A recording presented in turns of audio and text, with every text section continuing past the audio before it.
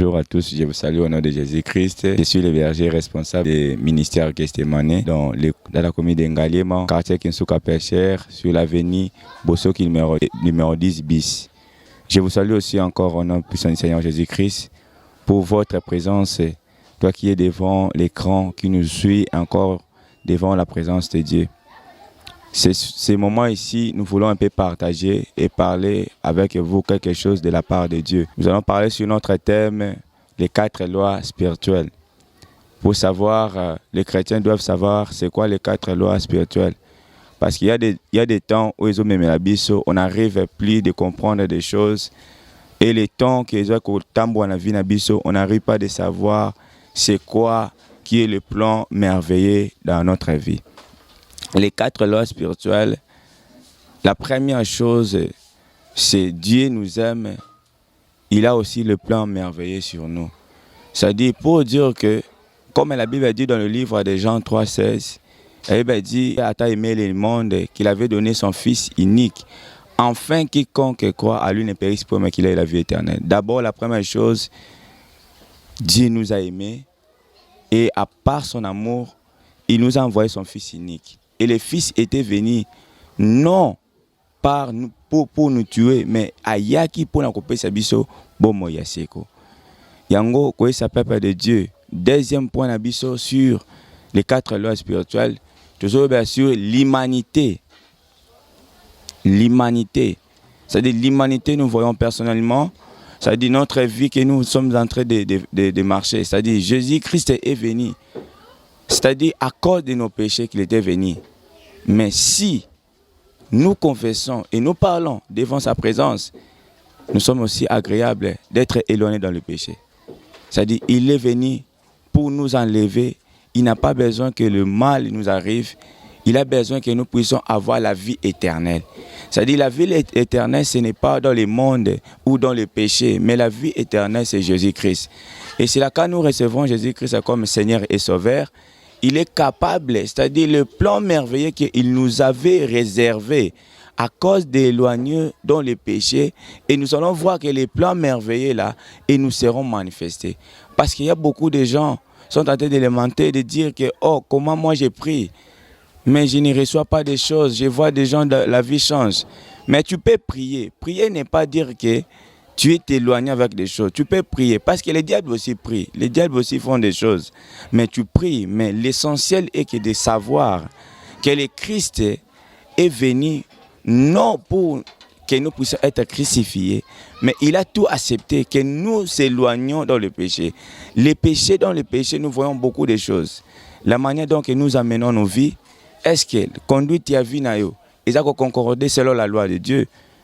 C'est-à-dire, selon des marches que Jésus-Christ, il a fait, il nous a dit de faire.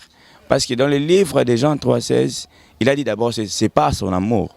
Mais si nous voyons dans le livre de Matthieu, chapitre 28, verset 19, la Bible nous dit, il a dit à tout le monde, il n'a pas choisi, mais il a dit à tout le monde, allez faites toutes les nations mes disciples, vous baptiserez au nom du Père et du Fils et du Saint-Esprit. C'est-à-dire qu'il a envoyé ceux qui sont à lui.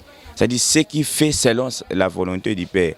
Et nous demandons que les fils et qui, il y a beaucoup de choses à vous dire. Mais l'essentiel de connaître et de savoir que Jésus-Christ, il a le plan merveilleux dans notre vie. Et pour que ces plans-là soient manifestés, nous devons enlever et éloigner des choses qui ne concordent pas avec sa volonté, qui ne concordent pas avec son chemin. C'est-à-dire, quand on est là, nous sommes les serviteurs de Dieu. Je peux être aujourd'hui prédicateur, mais si je ne marche pas selon la volonté du Père, et vous allez voir que tout ce que je vais faire dans ma vie ou dans la vie de chemin du Christ, vous allez voir qu'un jour aussi, le jugement, quand le jugement viendra, et moi aussi je serai jugé. Et tantôt je risque aussi d'aller en enfer, parce que je n'ai pas fait selon la volonté, selon la loi, selon le plan que Dieu a voulu que nous puissions le faire. C'est-à-dire là, nous parlons à tout le monde, tous les serviteurs de Dieu. Ces temps ici, nous devons faire selon le plan que Dieu a préparé pour nous. Parce que la Bible dit, il a dit que je connais les plans que j'ai formés pour vous. les plans des bonheurs, non des malheurs. C'est-à-dire, il connaît déjà ce qu'il a formé. C'est-à-dire, pour nous les serviteurs de Dieu, même si nous commençons l'œuvre dans les malheurs, nous devons toujours battre ses lèvres selon la volonté, de conduire toujours selon la volonté.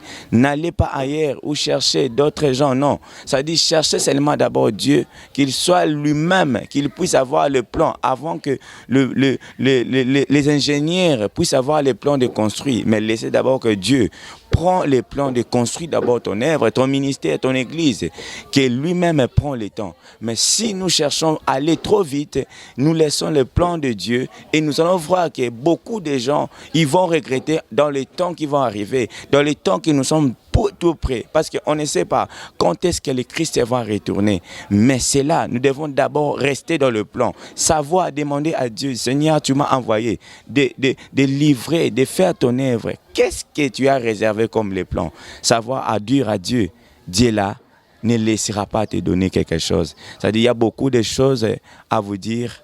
Mais ce qui était important de savoir les plans de Dieu. Parce qu'il avait dit que dans les temps derniers, le plan qu'il avait parlé aux prophètes, je répandrai mon esprit dans toute chair, vos fils et vos filles prophétiseront, des vieillards auront des songes, des jeunes gens des visions. C'est-à-dire, ce sont des plans. Il a préparé les plans. Les plans, quand on prépare le plan, on sait que les plans là, on doit toujours l'accomplir.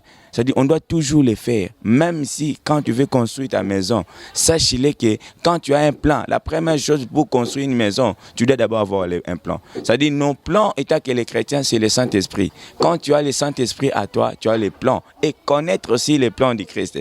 Parce que pour connaître les plans du Christ ou les plans de Dieu, ça va demander que tu dois d'abord être rempli de l'Esprit de Dieu. Et cela va te pousser. Parce que la Bible dit, poussé par le Saint-Esprit que les hommes ont parlé de la part de Dieu.